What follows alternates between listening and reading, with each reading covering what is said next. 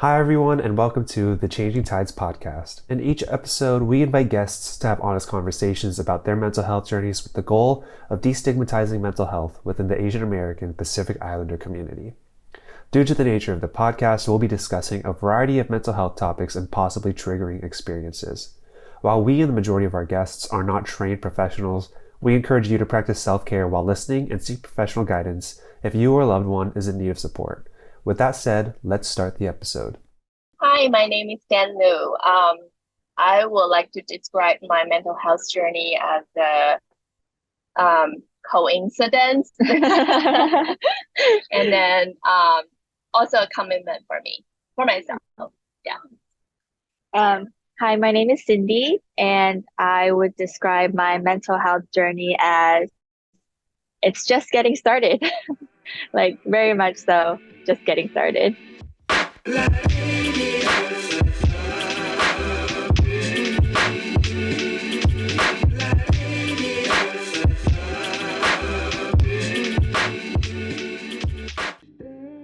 Hello, and welcome to another episode of the Changing Tides podcast. I'm your host, Matthew Yonemura.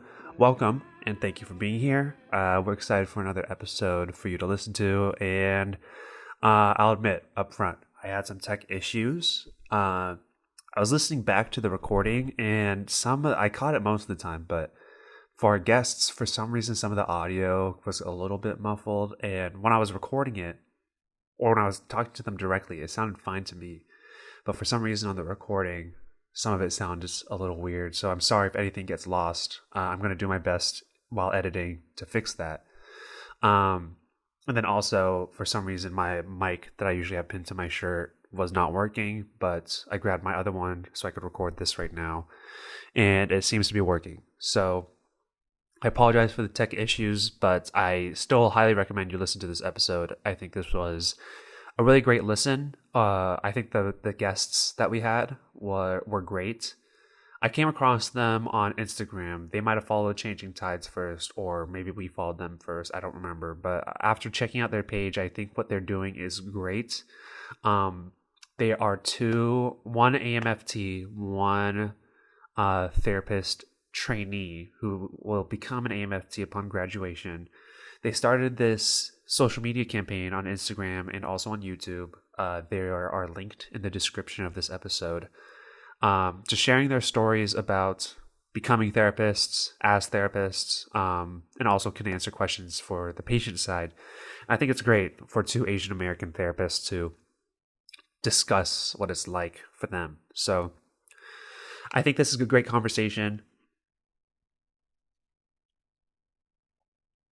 I love the two of them together. I think their chemistry is awesome. Like you could see them looking at each other if you're on the YouTube version of this, just kind of like reading each other's minds. I think they're awesome. But without further ado, here is the episode with therapists talk about is their name on Instagram, Danlu and Cindy.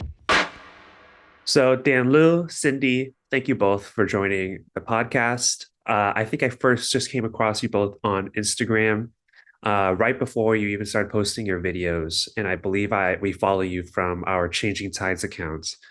And I've just loved the dialogue between the two of you, and I'd love to get into that. But first, before we get into your Instagram channel and this initiative you started, I want to just get to know the both of you first. So I think I'll start with Dan Lu. Why do you describe your mental health journey as a coincidence? Next, I have studied media where I come to the field.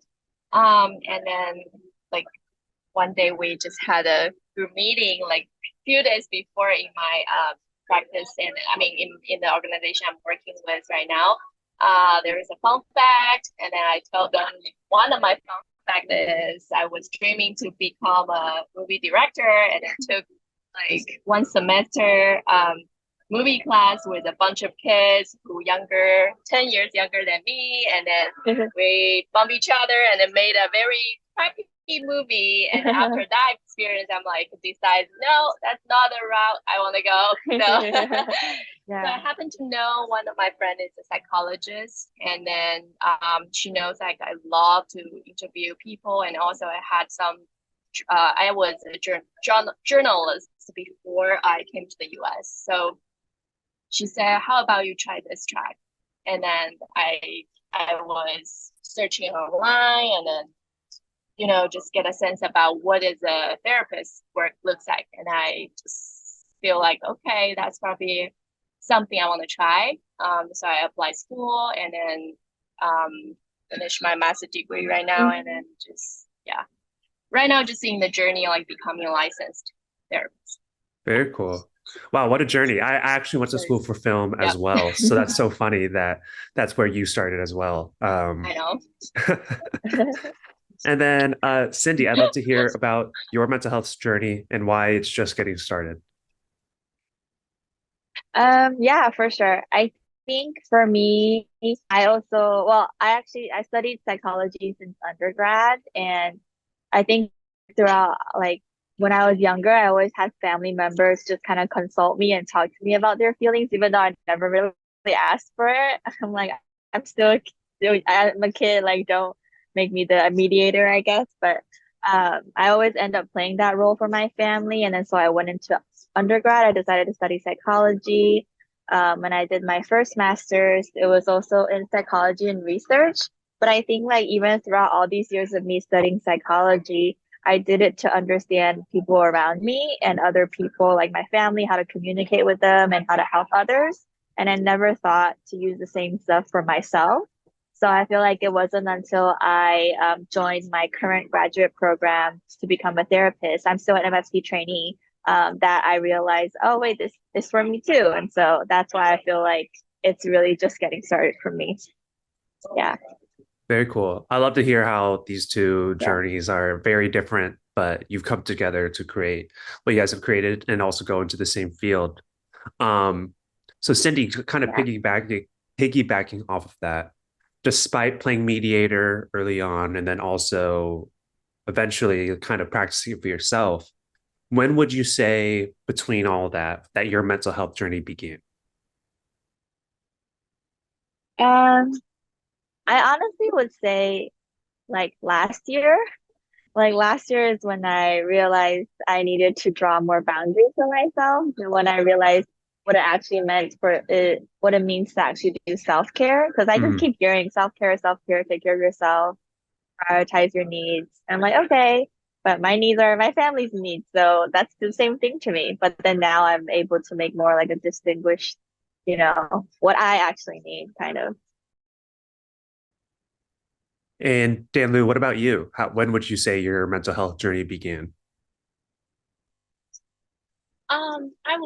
I would say that was like about 6 years ago. Yeah. At the time, like I went to the class, and I happened to like, in the class we are required to read a lot of books. Yeah. And then I just falling in love with all of those concepts, helped me to have a really different perspective when I learn the mental health knowledge and learn how do you apply those knowledge to the real life and how to help people.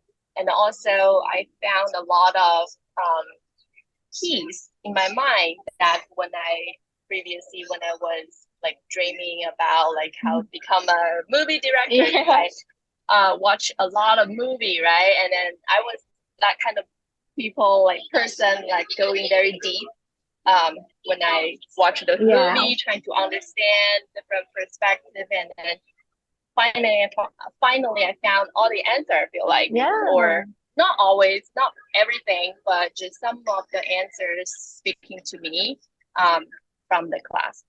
Yeah. So That's so cool. It's my first time hearing this too. I love that you're both able. Yeah. We did that. Yeah. We didn't talk about this part of her life. Well, I love that you're both able to learn about each other through this then. That's super cool. So I think you guys already touched on it a little bit, but how did the two of you meet? We actually met through one of my professors, like one of my supervisors, who also happened to have worked with Danlu. I think was it in the past that you guys met in a conference or something? Yes. Yeah. Yes. So my supervisor had met Danlu in another conference, and at my school there's a lot of diversity, like a lot of teachers that come from different ethnic backgrounds, but there wasn't that many teachers that were, Asian ethnicity and stuff like that. So I reached out to my supervisor and I asked him if you know anybody who is like maybe an Asian therapist in the area. So I'm able to kind of connect with Danlu through that. Mm. And yeah, I kind of just wanted to see what to be an Asian therapist in the field. So how did you guys like connect and really get to know one another, I guess? I think things like you The first found time. me the first time we were having a very good conversation that Yeah, she asked me a lot of questions from her yeah, perspective. yeah. I answered, I asked you some questions, and then Yeah, just wondering how it's because since my graduate it was already 6 years. So yeah, it's very different from the time I was studying in the math program, and then so I asked her a lot of questions as well. Like the yeah, same thing, I was kind of like this format is really interesting. yeah, That even if we don't have our own practice right now, but I think it's going to be benefit for people who, for example, thinking about coming yeah, to this field or yeah, wondering about what's going on, or just yeah, want to get to know more about mental health. Also from our specific cultural background, yeah. then I think that will be interesting that we can Yeah. do this. Yeah, I think Mm. definitely we just realized that our conversations were really impactful. Like I was looking for her as like a guidance and for inspiration, and then it kind of, that relationship kind of like was for both of us. We realized this was helpful for both of us. So we just thought that maybe more people could, relate to what we're sharing, or maybe have some things to share about what we're sharing. That's very cool. I mean, I think it's so important, and I'm Yeah. I'm so glad that you found that connection in one another, because one thing that we see so much through our work with Changing Tides is the need for some sense of cultural relatability between client and therapist. Mhm. Yeah, client and therapist. So to hear that it's so meaningful just between the two of you in a class together is super cool. Um, Mhm. so I want to ask you both this question separately, but Danlu, to start with you, I know you mentioned like the friend who you knew was a psychologist, correct? So you knew the friend, but what inspired you to then go from filmmaking to pursuing a career as a therapist? Because it's quite the jump. So other than knowing the peer, what other factors were at play for you? So that's why I have another description, like accept the coincidence, and then more it's like a commitment right now.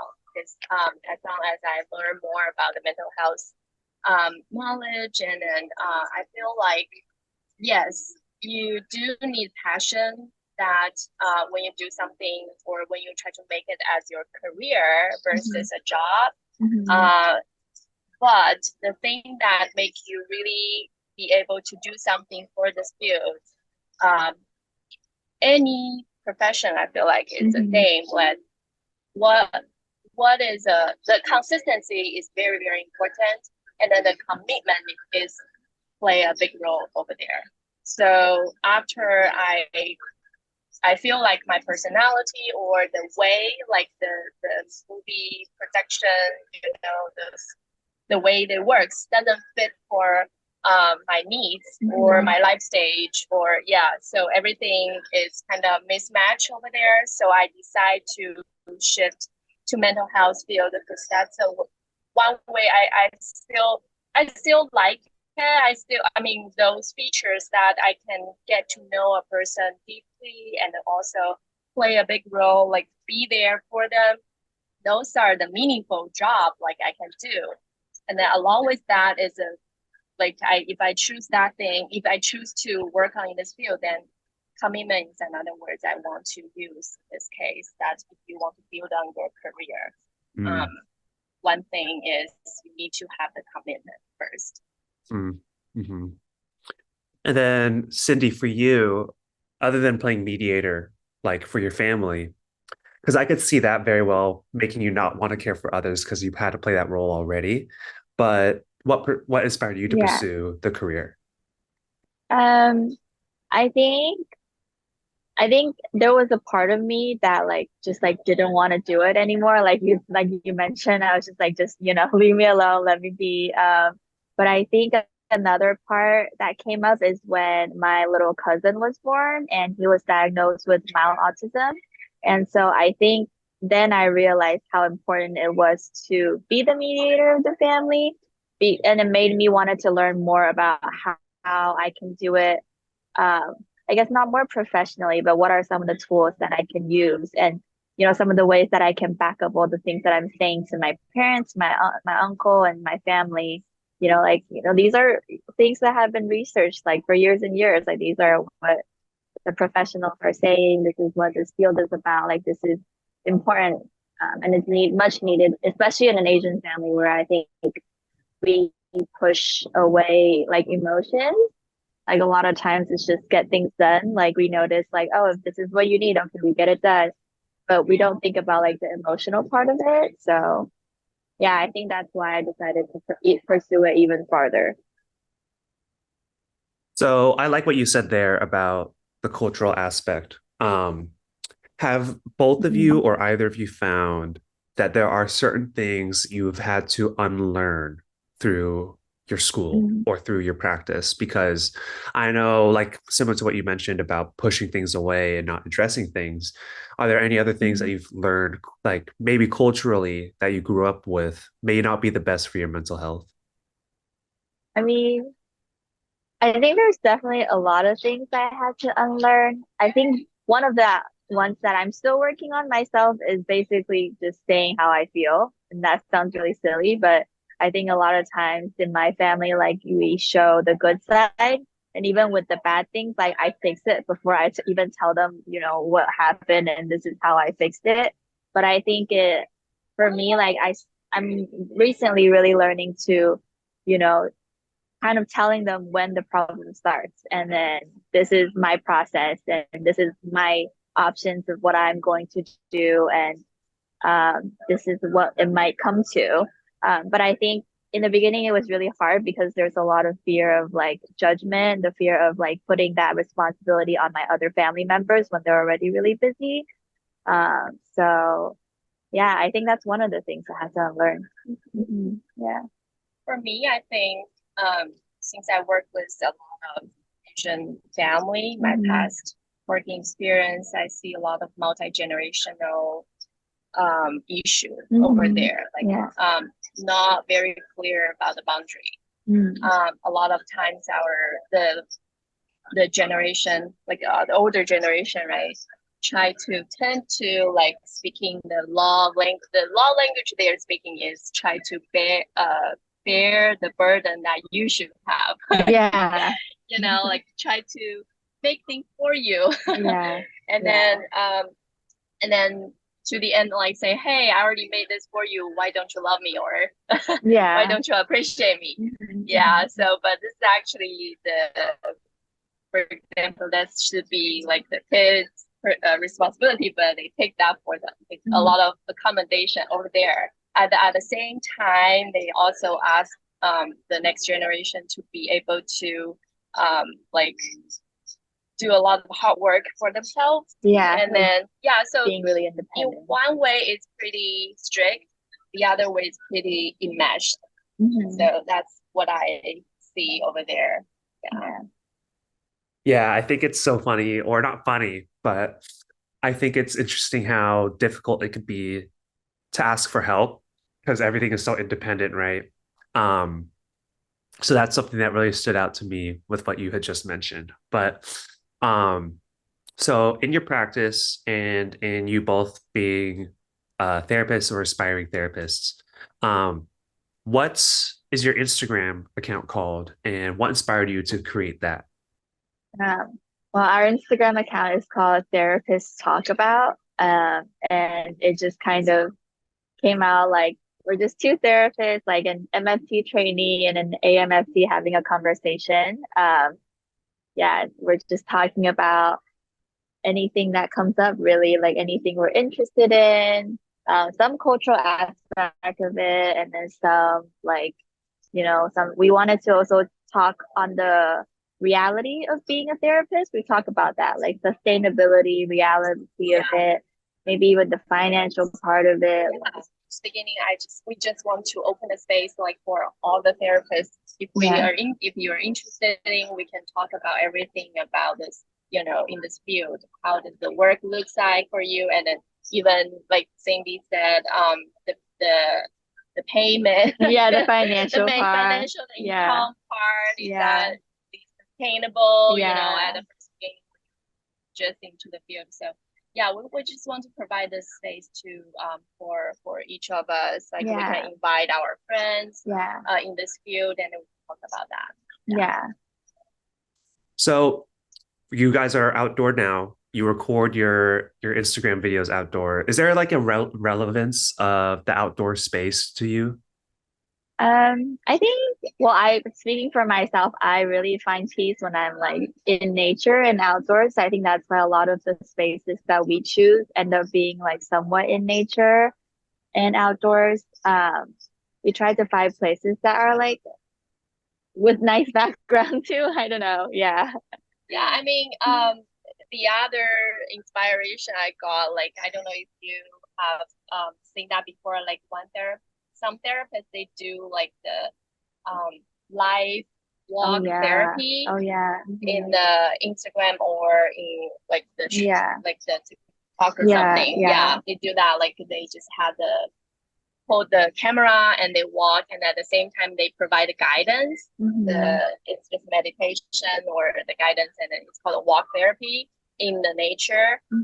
So I guess that's one of the things maybe we can try in the future. Like we can talk in the outside. Yeah, see if that works. Very cool. Very cool. I would love to to see you do a walk and talk episode or a video. I think that'd be so fun. Yeah. It will be just. We'll do a hiking day. Yeah, exactly. So, was it difficult for the two of you to put yourselves out there publicly and share this, like, or was it something that came very naturally? It was difficult. I think for me, it's not my thing. My idea. Yeah. I mean, like she really inspired me and pushed me out of my comfort zone. I kind of just do the background work. I feel like I think it's really hard when I like, especially I feel like I don't really like hearing myself talk afterwards. So when I have to do the edits of the video, I get really nervous. I'm like, oh my God, this is what I sound like, and this is going public. And then just the fact that like there's always so many, things people say about the internet, how like it leaves like your footprint everywhere. And I don't know, it's just also like just being therapists. I feel like we want to kind of keep confidentiality and privacy of our own lives too. So I think that part was hard to get over at first, but yeah, I know. I mean, same as me. I don't have any problem that to see myself, or because I was pretty familiar with the feeling or the anxiety may have, and also like maybe device doesn't work. I'm very flexible. I know like how many work's gonna do. Yeah. Anyway, so I don't have problem with this part, but just as Cindy mentioned that as a therapist, you want to kind of keep a good boundary between your personal life and then the life or your appearance showing to your potential clients or patients or current patient or clients. So that there is a fine line over there. So I think my thing right now is just try to maintain that. And then so I think that's what I'm working on. Has there been a specific response to any of your content or anything you've put out there that seems to have resonated with folks? Or is there anything that you think, or any comment or anything that has really stood out to you as, oh, we're making a pretty good impact here? Yeah, I mean, I think I got a lot of comments from like my friends who follow me because we just started. So I think we're building audience still. We haven't yeah, like so I've seen most comments have been like directly at me. Like my friends would be like, or like would DM me and they'd be like, oh my God, I saw you doing this. This is so awesome. Like so proud of you. Like we really need more content like this. And like, I think I actually one of the ones that we talked about as like what it's like to be Asian American therapist. My friends was like, from friends from Taiwan actually were like, oh, like we're also interested in potentially, becoming a therapist. So like I feel like this is a good content for us too. If we ever want to come abroad here, we know like what to do or like, what are some things to look for. So they thought it was cool. Yeah. Nice. Yeah. That's so cool. Danlu, is there anything for you? Me? Because okay, so the other information you don't know. Yeah. More So stuff. previous in pandemic time, I actually initiate a organization. I registered as a nonprofit organization, but the thing we're doing there is mainly provide the emotional support overseas to the China, Wuhan, and then so I was actually doing a lot of tons of media, social, those social media stuff, and then also organizing a bunch of mental health professional. We're like providing the emotional support online.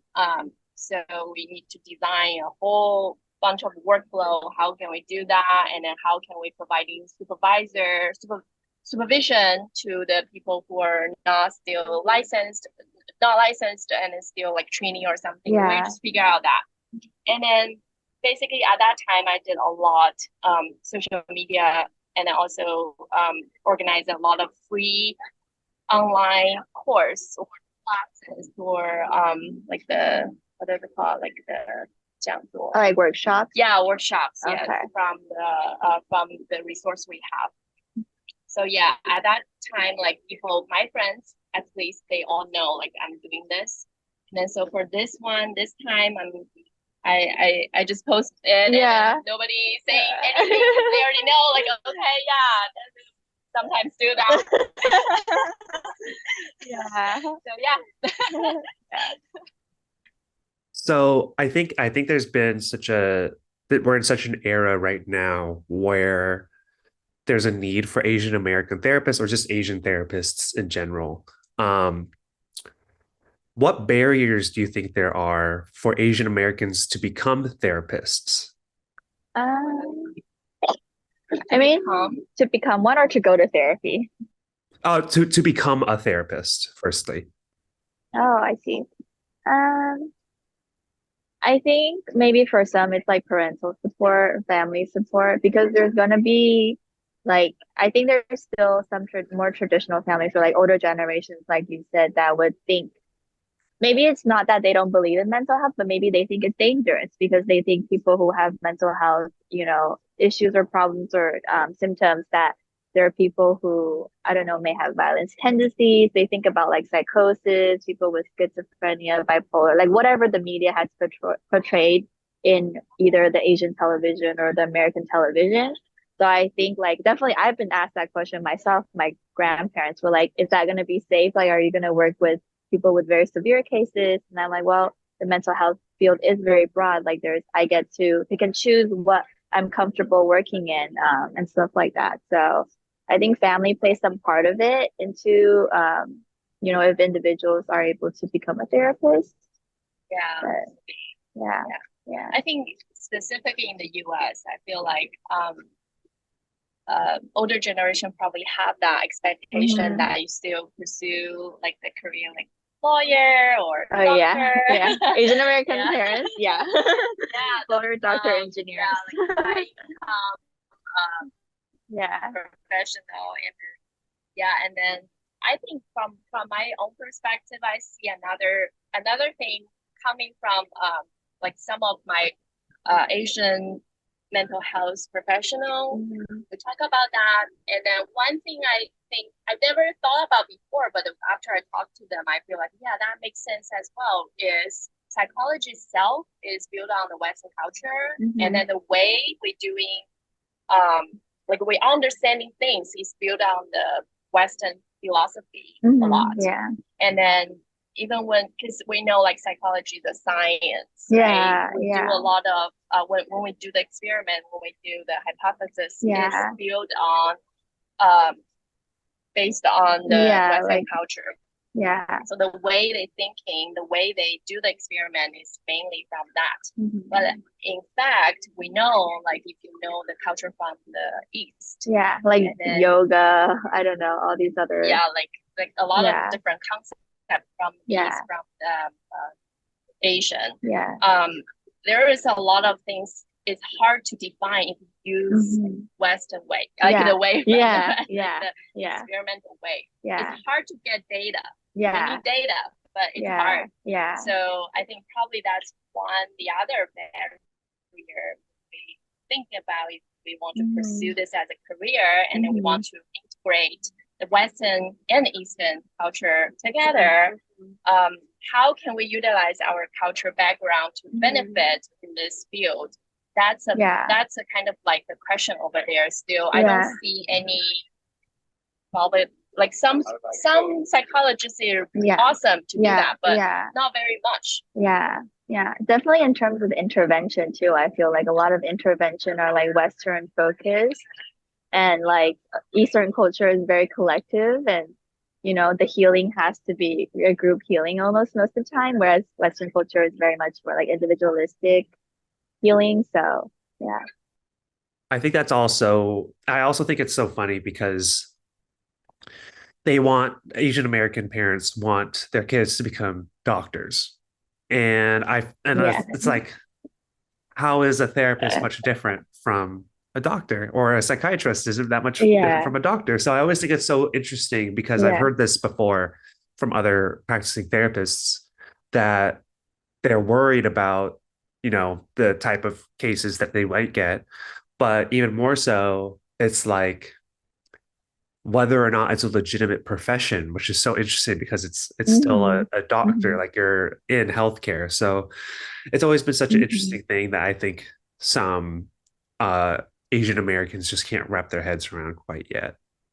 So the other side of it is Asian Americans seeking therapy as a patient.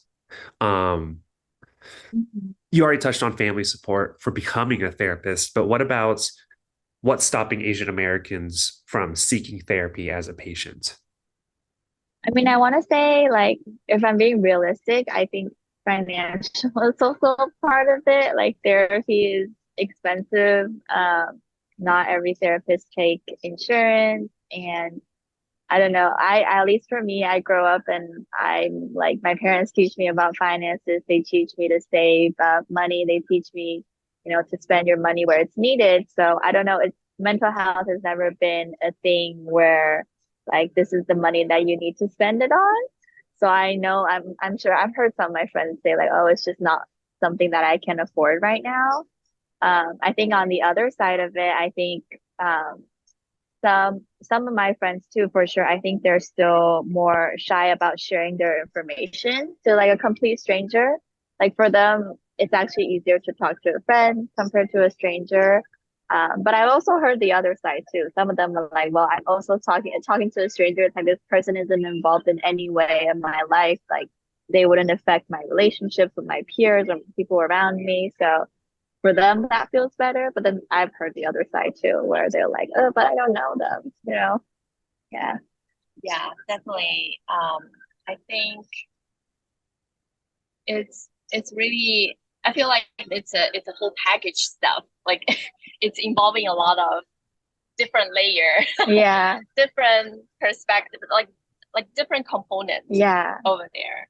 Like generational issue is another, and then culture is another, and then like the way we see mental health even is another thing, like stigmatized, and then how like you said, like how much money, because how when you think about, okay, if you physically have some symptom, I'm gonna go to the doctor, right? That's so natural. But mental health, I don't know. It's just because I just you just man up. You just get through it. What is putting over there? what Yeah. does that mean? Feel sad, Yeah. sad, right? Yeah. Yeah. Like, how So could you feel sad if, we provided such a nice life for you and stuff like that? Like, yeah, it's hard so to put a mirror in front of yourself and like so keep it's looking at it. it's Mhm. not Yeah. like it's that obvious. And Yeah. also like the understanding about mental health, how Mhm. important it is the other part of Yeah. this issue, I guess. Well, I definitely think I don't think Asian Americans have to take all the blame for the stigma because obviously insurance Yeah. coverage is a big part of it. There's such Yeah. a lack of The system insurance is a big part of coverage. it. There's such a Hmm. system overhaul that needs to be done when it comes to mental health because it seems like it's almost either forced hospitalization for mental health if it gets to that case, or you're paying out of pocket for a lot of cases. It seems to be, Yeah. or it's Kaiser, Yeah. and there's a huge wait list for seeking help. So Yeah. no offense if either of you Yeah. have Kaiser, but like No. I know it's an issue. Yeah. um So Yeah. I told you guys before, I just have some quick fire, silly questions. But is there anything else that you'd like to say before we get to those questions? Yeah, so I just want to say that if you're considering entering the mental health and want to know more about that, you can definitely Follow follow our us. page. Yeah. Yeah. Follow therapists talk about. Yeah, and then send us the topic you want to Yeah. hear. If Like you if have you're any, interested in, yeah, yeah. in the comments, let us know. Yeah. Thank you. Also follow Changing tides. Changing Tides. They have a lot of great speakers. Yeah, Yeah. and great therapists. Well, Exactly. that's going to be the next discussion because I want to keep you both more involved. So we'll get there, but we'll do that outside of recording this episode. But thank you for the shout out. Okay, so I know this was a point of conversation, but the quick fire round, I only have a few of them. It's not too intense. But without further ado, if you could invite, and I'm going to ask you both separately, so I want to get a response from both of you. If you could invite three people to dinner, dead or alive, who would they be? 3 people to dinner. So, I want to invite Yalom, Irvin Yalom. I don't know if you know him, the very famous Mhm. psychologist who wrote a lot of books and then fictions, actually. Yeah. Really impressive. Yeah. Yeah, I like him. I like his work. Yeah, I'm definitely gonna invite him. I want to. He's still alive. He's still alive. Yeah. By Maybe the there's way. a chance. Yeah, maybe there's a chance. Yeah. He's like the the master I am looking upon to when I go to the field. And then right now I already noticed like my personality is not like him. Yeah. So it's okay. Yeah. I won't be like him. Yeah. Yeah. Anyway, I definitely want to invite him. Mhm. And then the other one.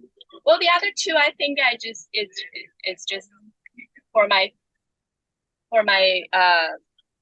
few movie Your movie interest, movie side of you. So Christopher Nolan, that's Wow. one of Oh, my yeah. Great. current favorite. 'Cause when we talk about like you Yeah. know if you I think Matthew probably know like when you talk about what's your favorite director, it's always along with the timing like currently like Yeah. past, or that's my thing. Yeah. Yeah. So currently I like Christopher Nolan, and then the other one is Wes Anderson. Yeah. What Okay, that's it. a fun dinner. I feel like maybe the three of them together could create a really interesting story together or create a really Most interesting definitely. They're gonna do the yeah. Be super cool. Let me think. I can't think of three. I don't know why, but if we're talking about, because we're talking so much about movies, I do have a love for movies. Not necessary. I mean, yeah, but that was like the only thing I'm thinking about is movie stuff. I mean, I grew up with like when I first moved to America, my aunt and my uncle were the one that was showing me like the pop side of, I guess, like the entertainment industries in America. So I watch a bunch of Audrey Hepburn movies. She's not alive anymore, but I'd love to meet her. She seems like such a sweet and just like kind lady. Like always presenting herself with so much grace and elegance. I'm like, wow, I want to be like that when I grow up too. So Audrey Hepburn is one. Can't think of the other two. I recently watched Barbie. Margot Robbie seems cool. um, Great movie From too. mental health. yeah. Let's see. Anybody from the mental health? Totally forgot your profession. I know. I totally forgot. This is what we're talking about. Let's see.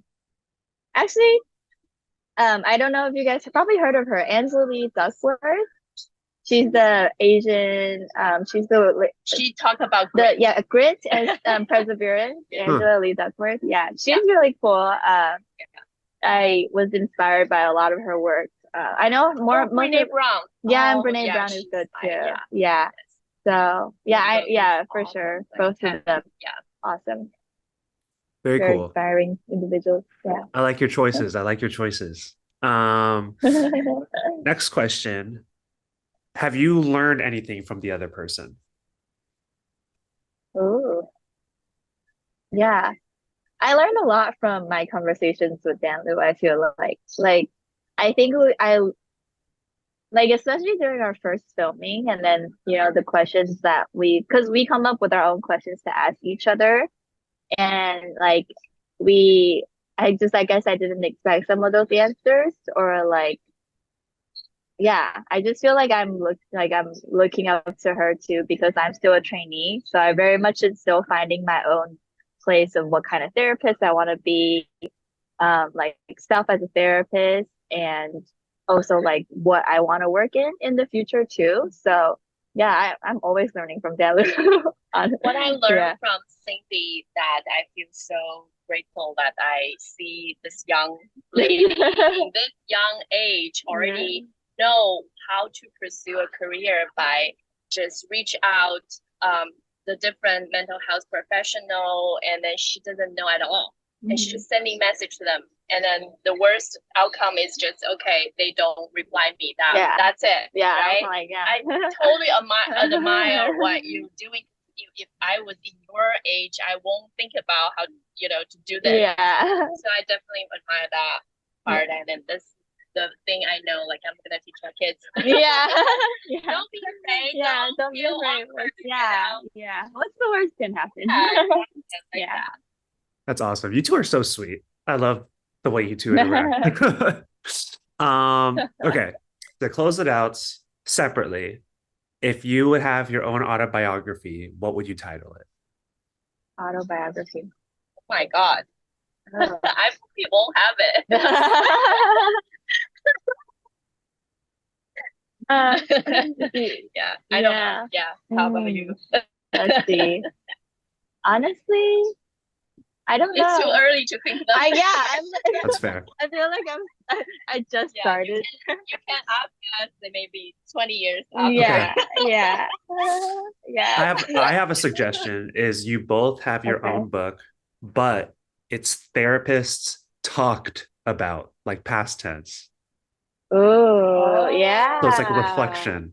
That would be cool. Yeah, that would be cool. We each write one of our own reflection of the experience. Yeah. Years after. Let's build up our audience first. Well, in 20 years, I'm expecting a 5% cut from these books of the profits. So I'm just kidding. Because he thought about the title. Well, Danlu, Cindy, thank you both so much for your time. I really do love what you guys are doing with Therapists Talk About. We'll tag it in all of our socials and in the description of this episode that comes out. I think it's so important to spread the word about mental health in every way, and I think you guys have a really cool approach to it. I love the outdoor backgrounds that you were filming in. I love the outdoor area you're in now. Keep that up, and it's been so great to talk to you both, so thank you. Thank you, Matthew. Thank you for inviting us. Thank you again to Danlu and Cindy for talking about their channel, Therapists Talk About, on both YouTube and Instagram, and talking about what inspired them to become therapists, what their channel is all about, and just so much more. I really enjoyed this. I think they're so fun together. So I hope you enjoyed this episode, and if you did, you can subscribe to our show for episodes that release every other Tuesday, and you can give us a rating or review on your favorite podcast platform. If you would like to support our podcast and help us grow, you can do so with a donation to the link at the bottom of the episode description. To hear more about Changing Tides, follow us on Instagram at LTSC_Changing Tides, or check out our websites, thechangingtides.org. Let's continue to change the tide on mental health. We